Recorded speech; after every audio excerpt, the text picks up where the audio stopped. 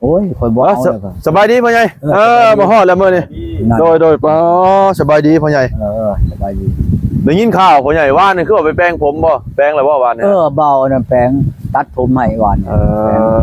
ตัดใหม่นะผมนั่นโทษมันเฉพาะเก่าแหละ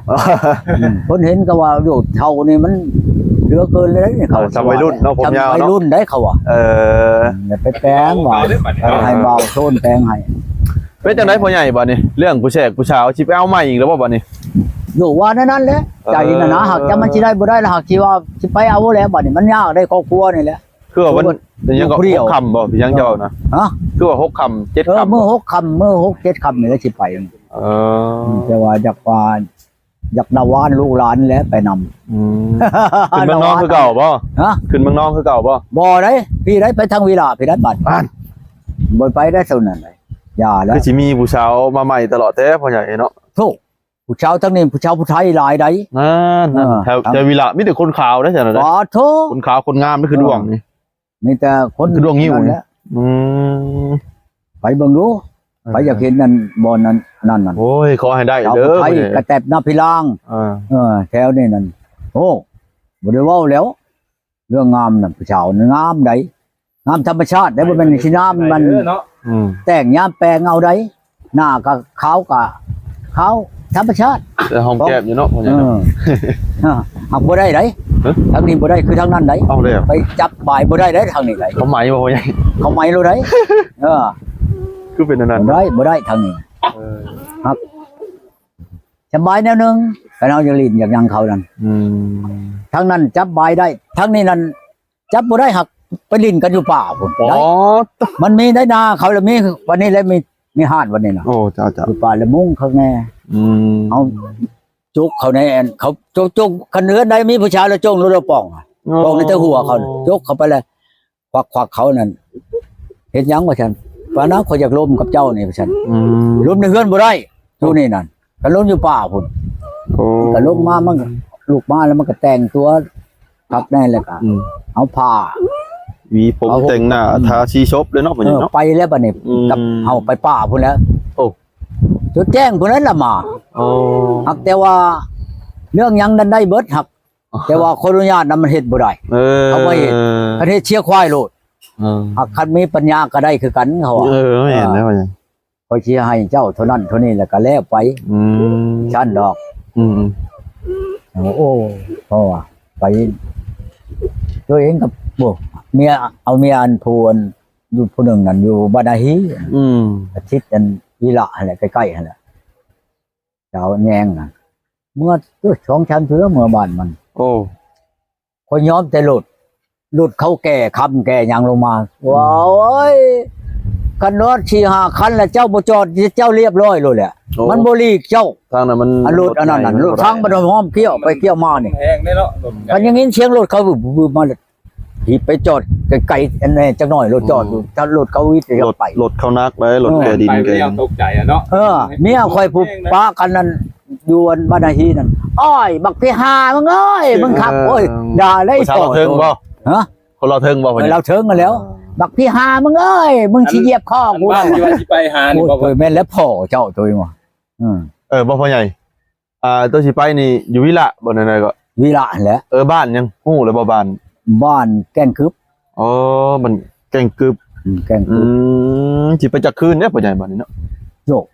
ไปนี่ก็ว่าพัดกันกับผู้สาวนั่นว่าไปบ่ได้หึงเลยไปคืนตะบิดกับไปเบิ่งเจ้าเบิ่งค่อยเลยเขามาคักกันเลยก็พอสิขอโลได้บ่ได้มันว่านั่นแล้วบ่บ่มีปัญหาดอกมันแสดงว่าผู้นี้สิได้แน่นอนบ่พ่อใหญ่ได้แน่นอนเอาแล้วบัดนี้แหละขอแล้วแหละโอ้ไหลไปขดองเจ้านั่นมันว่า10 ล้านเอาได้บัดนี้เงินกลางเฒ่ากลางแก่กลางอันพอบ้านกลางนั้นน่ะต่างหากได้มันไหลไปเงินตัวนั้นโยกันไหลแล้วเบิดก็สิวาง4-5 ล้านบัดกินหยังเจ้ากินน่ะกินหมูหมูใหญ่แต่บ่โยตัวละล้านพุ่นแล้วมันว่าโอ้และขดองนั้นหมูตัวนึงกับเงิน10 ล้านแม่นบ่อยู่ในหันมันเฒ่าแก่อีกเนาะเฒ่าแก่น่ะต่างหากได้มันว่าบ่แม่นว่าอยู่ในหันได้ อยสิ โย่ ขึ้นมาเบิ่งก่อนมันว่า ตกลงนี่บ่แม่นชาวล้านบ่เนี่ย หืม รวมเบิดเนาะ มันก็ชาวล้าน โอ้ รวมทั้งหมูรวมทั้งนั่นนี่เนาะ พอ เพื่ จะ อ ป หั ระ น มาณ เพื่อ ชาว นี่ ล้านชาวนิด ชาวล้านมันยังใครได้ชาวล้านมันแล้วบ่เด้ โอ้ บางคนมันก็แต่งผ่านมานี่แต่ขนมคือมันก็ฮอด30-40คือกันการ ทั้งทองทั้งคำ อันป้านี่หมู่เจ้านั่นแหละบ่แม่นน้อยเด้อนั่นก็ดีอันใดเบิดนั่นข่อยบ่ได้ทอดเบิดดอกอันนี้นั่นเอามาก่อน อืม อันนี้มันว่าข่อยว่าเอามาก่อนมันไปแต่งไปแปลงอันแล้วทอดอีกบ่ได้บ่ข่อยสิทอดประมาณวางเครื่องคามาเว้ากันมันว่าเว้ากับข่อยนี่ก็บ่แล้วมันว่าเว้ากับเฒ่ากับแก่กับอำนาจการปกครองก็เช่นกันแม่นมันว่าสินะทำได้ ห ก็ นาวบ่ แต่ชวนอื่นเด้อว่ะครับเจ้าบ่เห็นมันก็เห็นอยู่มันว่าก็บ่ได้โทษเบิดจังซี่นะ บ่พ่อใหญ่ไปนี่ผู้สาวบ่หรือแม่ห้างแม่หมายบ่หรือว่าจังใด อันผู้ที่ไปเบิ่งนี่ แม่แหละ ผู้เช้า อ๋อ ท่านได้ผัวจักเทื่อ เอาโซดเลยเนาะ เช้าจุเฮาก็อยู่วันชุงเด้ อายุเท่าใดพ่อใหญ่ อายุเช้า3ปี โอ้ โซด100%มันบ่ตุก 23ปี ๆอายุชู3 ปี หักบ่มีทองมีหยังไปหมั่นเนาะพ่อใหญ่เนาะ บ่มีข่อยถามแล้วก็มีทองข่อยบ่ไปซับข่อยบ่เอาคันว่ามีทองมีหยังก็ดี อืม มันขึ้นได้หามีเมื่อหน้าน่ะข่อยชื่อให้ใส่นั่นได้ บ่พ่อใหญ่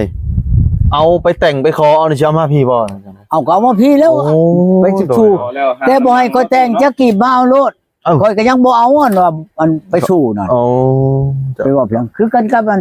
ตู้โฮมหมู่เจ้านี่แหละแล้วให้ข่อยไปชูข่อยผมบ่ไป โอ้ น้องเช้านี่ก็โทรมาแต่เช้าพุ่น ผู้ใดพ่อใหญ่โทรมา เอาตู้โฮมนั่นแหล้วอยากให้ข่อยไปพากันใบชะมโนเผาก่อนข่อยวันนี้วันอาทิตย์เขาบ่เปิดกันห้านใดบางเทื่อมื้ออื่นเด้อว่ะ ได้อยู่มื้อใดก็ได้ดอกครับข่อยเบิ่งบ่เห็นนั่น โอ้ จะฝากมาให้แนวฉันมาฝากมา บ่พ่อใหญ่ล้มแล้วบ่ทางพ่อทางแม่ทางผู้สาวนะ บ่ทันล้มแต่กับผู้สาวกับผู้เขาเว้าให้ มีคน โอ้มีคนเว้าให้บ่เนี่ย มีคนเว้าให้ได้ โอ้เฉพาะแล้วจัง บัดนี้มันเว้าเองแล้วมันเป็นอันหายนะคนใจฮ้อนมันอยากได้เลยอยากได้เดี๋ยวนี้อยากเอาเมื่อโลดน่ะ โอ้ คือกันกับมันแม่โฮมป้าโฮมเจ้านี่แหละนี่ก็ไปมื้อ2คืนเนาะคืนตะบิดคนก็เขาไปชงให้ฮ้อนเฮือนแล้วก็เราก็ว่าบ่เอาเด้เว้าตะบิดบ่เอาแล้วก็บ่เราว่าปล่อยป้าเฮือน บ่พ่อใหญ่ทีนี้ฮะเคยล้มเห็นหน้ากันแล้วบ่ทางโทรศัพท์เห็นหน้ากันแล้ว บ่เห็นหน้าก็เรื่องธรรมดามันให้มันเปิดกันกล้องให้เบิ่งมันมันว่าเจ้ามาเบิ่งเองโลด เปิดกล้องให้เบิ่งก็บ่เบิ่ง บ่เปิด เจ้ามาเบิ่งเอง ทางโทรศัพท์เน็ตนี่บ่หรือว่าเบอร์โทรทางเน็ตบ่หรือทางเบอร์โทร เบอร์โทร อ๋อ บ่แม่นเน็ตได้เบอร์โทร ทางเฟซยังบ่มีแล้วว่า มันบ่มีเว้าก็บ่จักเป็นเพียงดอกบ่จักรู้จักความลาวไปดอกให้เปิดกล้องให้เบิ่งก็บ่ให้เบิ่งให้มาเบิ่งเอง อาย รักอาย รักอาย โอ้ยเนาะ จังว่าคันว่าหมู่เจ้าสิไปนำแล้วก็ไปเบิ่งนํกันนี่แหละ สิไปเบิ่งเนาะ ไป เป็นอะไรเฉพาะใหญ่ขึ้นเมืองนองก็บ่ได้ขึ้นอีกบ่ ขึ้นหักฟังเบิ่งมาจากพี่ก่อน คันได้แล้วก็แม่นไม่ขึ้นเนาะ ฮะ คันได้แล้วก็แม่นไม่ขึ้นว่ะ คันได้ทั้งนี้แหละก็คันคือกันกับอันลานมอนอันนั้นแหละคำมันนั่นแหละก็จะปัวแล้วก็ลงมาปัวอันให้ขึ้นไปปัวนี่บ่ได้ไปดอกบัดนี้ได้เมียมาแฮงโอ้ยบ่ได้แฮงบ่ได้ไปใช่แล้ว เอาเลย มันก็สิบ่หันอยู่อีกผู้เดียวมันอยู่ในนี่น่ะ เอาเลย นั่นดอกคันว่าเอาอีกผู้นี้ก็เป็นชองแล้วเมียอยู่นี่อยู่บ้านใกล้ๆกันนะว่าแล้วก็พี่น้องเขาอีกพี่น้องเมียเก่าน่ะ โอ้อย่างนั้นเนาะ เป็นว่าลูกป้าลูกลุงชื่อนะมันว่าวานอันเมียเจ้านั่นก็ไอ้น้องข่อยมันว่าแล้วสิไปเอาในเฮือนเมียน แล้ว ป้าแล้วน่ะก็ได้อยู่ไอ้นายใหม่ๆนั่นน่ะเอ้ย บ่ตุกสิบ่อายกันบ่ซั่น เอาอายเพียงเนาะบ่แม่นว่าคนเฮือนเดียวเอาคนละลูกป้าลูกลุงก็ธรรมดาแล้วแต่เขาเอาคนเฮือนเดียว บ้านนี้เอาฮอดช่องจำเมียก็ได้บ้านบ่สิไปมื้อนี้น่ะมื้อ สังว่าแล้ว หมอผู้มาโทรมาหาข่อยอันว่าให้ข่อยขึ้นไปนั่นก็ชามเมียผู้ใดหมอนั่น ว้าต เมียกกแล้วก็ลูก 7-8 คนจนได้ลูกไปลูกเขยแต่ลูกคันใดบ่แม่นแต่มันได้ลูกมันน่ะก็จนได้ลูกไปลูกเขยอีกคือว่าหมอนี่ว่าเป็นชาวละบ่หรือชาวกกชาวจัง ผู้ที่ชาม ผู้ที่สาม แต่มันมีเอื้อยผู้หนึงกับอ้ายผู้หนึงอันนั้นมันเองนั่น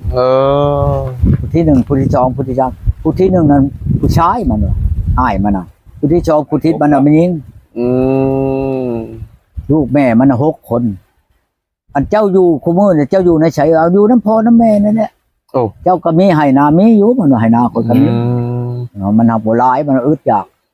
ตกลงมาบ่มามันว่าบ่นั้นเนาะค่อยมาเลยมันหลายคนในเฮือนข่อยอ้ายข่อยก็เอาเมียมาเฮือนนี่ อืม ลูกก็2 คนแล้วว่ะมันหลายในเฮือนข่อยเนี่ย7-8 คนแล้วเข้าชิปเลยมันว่าอันถึงหลานถึงอันนี้นั่น โอ้ สิอยู่แฮบกันกินเพียงมันว่าเดี๋ยวนี้มีแต่หาทางบ่อนพออยู่พอกินแล้วค่อยไปดอกมันว่าเจ้าเห็นแล้วบ่ค่อยเห็น แต่ละมื้อค่อยเบิ่งอยู่เจ้านั่น โอ้ เจ้าลุงนั่นนี่นั่นเห็นฮอดเมียเจ้าอันผู้อันเมื่อแล้วนั่นก็เห็นมันว่า อืม ผู้จักแล้วบ่เมียข่อยว่าโอ้ย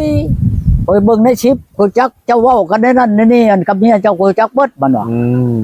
ข่อยบ่ตีดอกเรื่องอันเขาเว้าว่าเจ้าฆ่าตีบีโบยเขาบ่ได้เว้าดอกมันว่า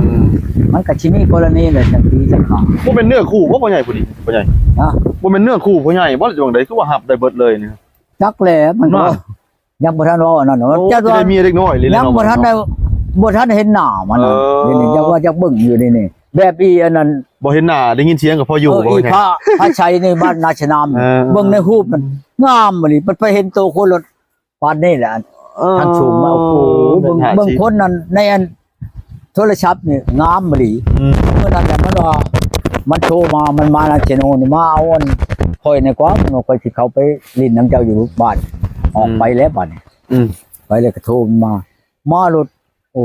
ยตัวเองจะปฏิแท้นี่คนน้อยๆบางๆเนาะ เป็นลกปอกอยู่บ่พ่อใหญ่ แล้วก็เอาหอกไม้ให้มันเลยก็บ่เข้าก็อยากคนในเฮือนมีเกินตัวมันได้มันก็เลยคนราชนามนี่นะผู้ไทยราชนาม โอ้ อีลูกมาพาไฉลูกมาพาไฉคือมันก็ดี อืม เอาหอกไม้ให้มันเลยก็เมื่อมื้อนั้นนั่นจัง เนี่ยนั่นเอาไว้เนาะ คืนนี้ก็เขามาห้องใหม่ในเขามาแต่พวกเด็กไทยชิโนพาเขาเข้ามา โอ้ เดี๋ยวนี้จะเมื่อแหละเรื่องนั้นไม่ได้ทำมัน เนาะพ่อใหญ่ว่าจะได้คือว่าชาวนางสิมาลิ้นน้ำมื้อนี้เนาะ เจ้านางมาชิมามันนี่ว่าจะเอาไข่บุญแดงมาก้อยพี่นะจะมาให้ลงไปเอาป่าเพียงไปประชบหนาวขวาดนะลูกเดือน5ก็หนาวตั้งเลยแม่ปีนี้ อ๋อก็สิคนนี้กันนะ เดี๋ยวนี้ก็เริ่มหนาวได้เนี่ย ฮะ เดี๋ยวนี้ก็เริ่มหนาวได้ หนาวตะวันนี่ แต่วานนี่จะขึ้นนี่ แต่อยู่แถวเมืองหนองฝนตกได้เมื่อวาน บ่พ่อใหญ่ อืม ถ้าชาวนางมาสมมุติตกลงปรงใจกันนี่สิไปอีบ่พุ่น ก็บ่ไปแล้วเนาะคันว่าเราตกลงแล้วก็สิยาบ่เฮาก็บ่มันสิ กับตกลงนี่แม่นเอาคนนี้เอาไว้เนาะเอาชาวนางนี่เนาะ เบิ่งจักก่อน อ๋อ เบิ่งจักก่อนชาวนางแต่ก่อนก็เห็นเราแล้ว พุ่นเนาะ แต่ก่อนเอาบ่ได้ชาวนาง อืม แต่เรามาชุดนั้นเราต้มไก่มากินเอาบ่ได้ โอ้ แล้วหมอนี่ว่าบ่คือเก่าได้ชาวนางฉันตุ้ยเลยได้เดี๋ยวนี้ว่า อืม ตะกี้นั้นโอ้ยจะจ่อยนะคันเว้าแล้วมันยิงมันเห็นจอกคอนี่มันจ่อยอีหลีได้อย่างนั้นดอกค่อยบ่มักคนจ่อยปานใดเห็นบ่ค่อยเอาผ่านมาบ่ได้จ่อย มีแต่คนอุบๆเนาะ มีคนอวบคนบ่แม่นอันนั้นอีกดำๆนี่มีคนก็บ่เอาอีกคนไปเบิ่งนั่นคือกันกับไอ้อันเมื่ออยู่อันบ้านกังนั่นแหละคนไปเบิ่งคนก็ทำได้เขาก็เอารถอันนั้นคนจักฮอดผู้ชงแล้วเมียคอยพุ่นนั่นน่ะคนจักเบิดคักเมียคอยโทรมา อืม เดี๋ยวนี้มัน7 เดือนเลยนี่7 เดือนกว่าแล้วเดี๋ยวนี้ โอ้ท้อง แปลว่าเบิดเดือนนี่เดือนหน้านี่มันออกนี่ ตาได้เที่ยวแต่ท้องเที่ยวแต่ม่านเนาะ อืม บ่เป็นลูกพ่อใหญ่บ่พ่อใหญ่ เอาก็ลูกเขาได้แล้ว มันเมื่อมันก็มานแล้วมันจึงได้มา ห่าน แต่คนในบ้านนี่ไปชงมันก็ดี มันว่าคอยเข้าไปแล้วตะมิดคอยก็เจ้าเว้าใดๆเขาจักมือชมโอ้ยคอยว่า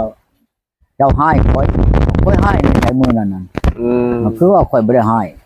เอ้าเจ้าตีแป้นปังจะคอยตีได้ใช้เล็กตะปูอันเกาะชงคอยจนขาดมันน่ะคอยตอกเล็กกระปูลง นั่น เอาคอยบ่จักมันว่าเจ้าให้คอยเออ ถ้าเขากลับมาเอาบ่ ฮะ ถ้าเขากลับมาอีเอาบ่มา เอามันอยากมาอยู่ได้นี่นั่นเชียร์ควายตัวหนึ่งให้ไทยบ้านนี่มานนี่เชียร์ขามานนี่มันว่าให้ภาคพ่อเท่านั่นก็โทรมาให้คันว่าเจ้าบ่เอาแล้วบ่ได้เด้ให้ภาคเงินมาชื่อควายให้เขาฉันโอ้คนบ่ได้ไล่เมียมื้อ บ่ไล่ก็ได้ยาแล้ว เมื่อเอง เมีย ก็ ข บ่ อง ได้ เจ้าเพิ่นว่าโยเมียก็เมียแล้วอ่ะข่อยบ่เอาได้เว้านั่นน่ะข่อยแฮงบ่เอาแล้วอ่ะฉันละมาผูกแขนเอาลูกเจ้านี่บ่เจ้าฟังเบิ่งซะก่อนบ่ข่อยบ่เอานั่นหรอกว่าข่อยบ่ได้ไล่หานพานี่นะคือกันกับมัน ชาวหุ้นเว้าแล้วอ่ะผู้นั้นผู้นี้เมื่อชงคอยจักเบิ่แล้วอ่ะคอยเขาจักคือกันแหล้วมาชงอันนี้นั่นมาชงลูกคอยอยู่ล็อกฉาบนั่นเราอ่ะมากับลูกคอยบ่สู่ฟังคอยเบิ่แล้วเราอ่ะแน่ยังแค่แล้วว่ะบัดเมื่อฮอดวันแต่ตะมิดกับบ่เว้าในใดกับน้ำคอยรถจนไปเอาเมียเชียเงินจักเท่าใดล้านเท่าใดโกดวันนี้ภรรยาจะมาคอยว่าโอ้เฮ็ดแบวแบบนี้นะมันบ่คือบ่ควรแล้วพ่อเฒ่าว่าแม่นอยู่ดอกเมีย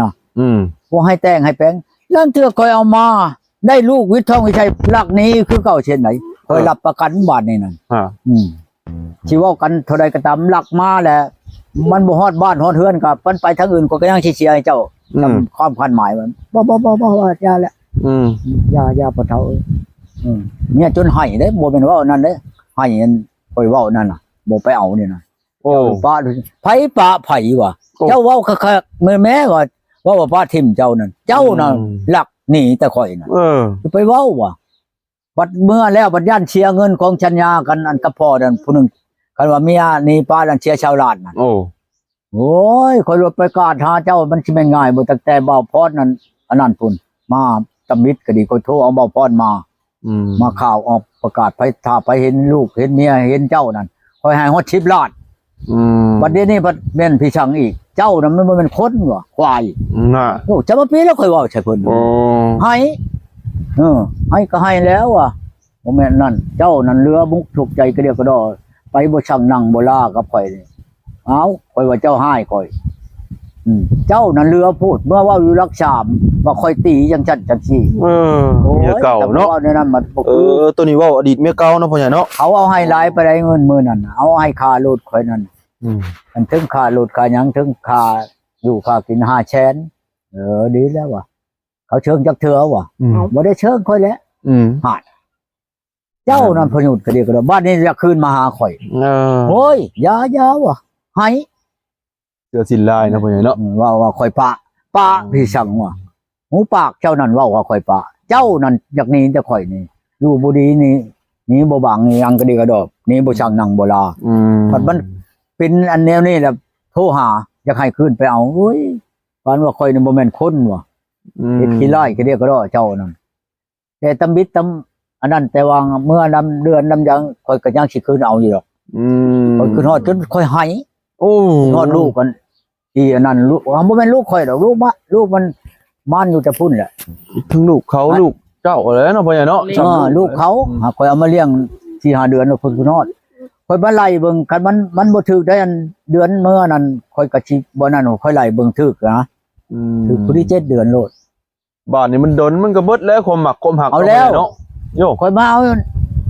ในโฮมนี่ข่อยจนบ่ขึ้นบ่เห็นเมียผู้นั้นข่อยสิอำเพียงของกินมันเน่าของเก่าบ่เรามันลืมเนาะพ่อใหญ่โยได้ใหม่เลยได้ใหม่ลืมเก่าแล้วเนาะพ่อใหญ่เนาะสอนะโอเคเนาะทีมงานเฮารบกวนเวลาเพิ่นก็พอสมควรแล้วเนาะสิโจ๊กคลิปเพียงเท่านี้เด้อพ่อใหญ่เด้อเด้อสิโจ๊กคลิปเพียงเท่านี้พ่อใหญ่สบายดีพ่อใหญ่สบายดี